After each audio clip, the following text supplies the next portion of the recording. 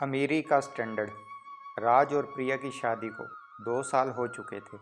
उनके घर में राज, प्रिया और राज की माँ ही थी। राज की माँ थोड़े पुराने ख्याल की थी, लेकिन उन्होंने कभी भी प्रिया के रहन सहन पर कोई सवाल नहीं किया। राज और प्रिया की शादी रिश्तेदारों ने करवाई थी, इसलिए उन्हें एक दूसरे की ज़िंदगी के बारे में ज़्यादा कुछ पता नहीं था। उनके सपने एक दूसरे से कुछ कुछ मेल खाते थे। आज वे अपने सपनों का घर बनवा रहे थे। घर पर काम करने वाले सारे आदमी खुशी खुशी घर बनाने का काम कर रहे थे। कारण बस एक था, उनके साथ राज का व्यवहार। राज उनके साथ बिल्कुल घर सदस्य जैसा व्यवहार करता था। कभी उनके साथ चाय पीने बैठ जाता, कभी गुजरे ज़माने की बातें करने लगता। प्रिया को राज की यह आदत बिल्कुल पसंद नहीं थी। वह लोग उसे स्टैंडर्ड के नीचे के लगते थे।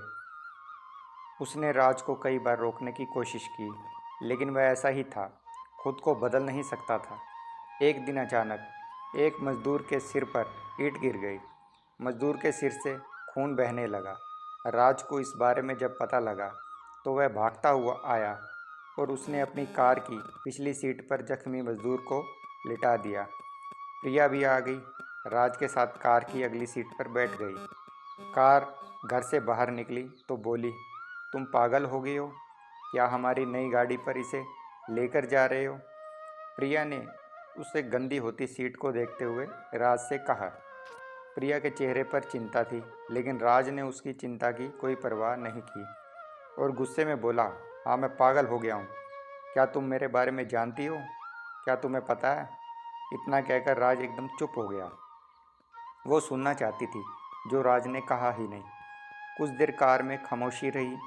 फिर, क्या नहीं जानती हूँ मैं? क्या तुम्हारे बारे में ऐसा है, तुम्हारे दिल में ऐसा है जो मैं जानना चाहती हूँ? फिर से वही खामोशी। राज ने धीरे से बोलना शुरू किया। बचपन में मैं बहुत शरारती था, इतना शरारती कि पढ़ाई में बिल्कुल भी ध्यान नहीं देता। मेरे पिताजी मुझसे बहुत तंग थे। उन्होंने मुझे बहुत बार समझाने की कोशिश की मैं पढ़ाई की तरफ ध्यान दूँ, लेकिन मैं एक नहीं सुनता था। एक दिन उन्होंने तंग आकर मेरा नाम स्कूल से हटवा दिया।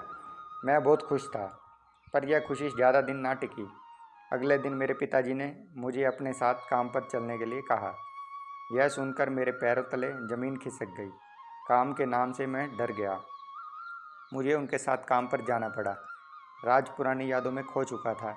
उसने आगे बताना जारी रखा कि वह अपने पिताजी के साथ जिस काम पर गया वह मजदूरी का काम था। यह सुनकर प्रिया को कुछ कुछ समझ आने लगा, लेकिन प्रिया ने फिर भी समझाने की कोशिश की। राज, वह बीते समय की बात है, अब तुम्हारे हालात वह नहीं है जो उस समय थे। फिर क्यों कर रहे हो तुम ऐसा? हमारा एक स्टैंडर्ड है। स्टैंडर्ड? प्रिया को देखते हुए राज ने सवाल पूछा। इस स्टैंडर्ड ने ही आज इंसानियत को दिखावे के पर्दे में लपेट दिया है।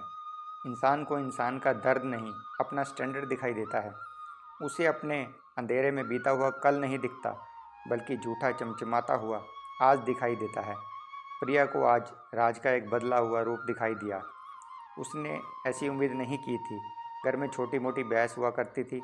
आखिर कौन किसके हिसाब से चलेगा, इसका फैसला आने वाला था। इसी दिखावे के कारण मैंने अपने पिताजी को खो दिया।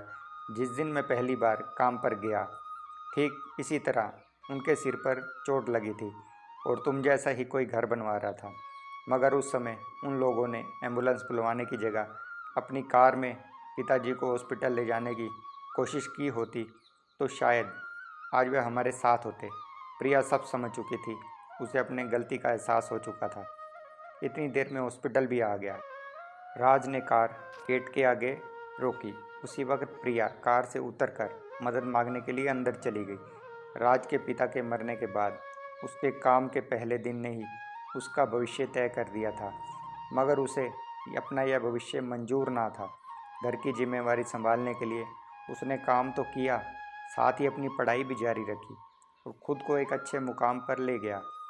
इसलिए वह इंसानियत का मतलब जानता था और इंसानों की कदर करता था, ना कि पैसों की।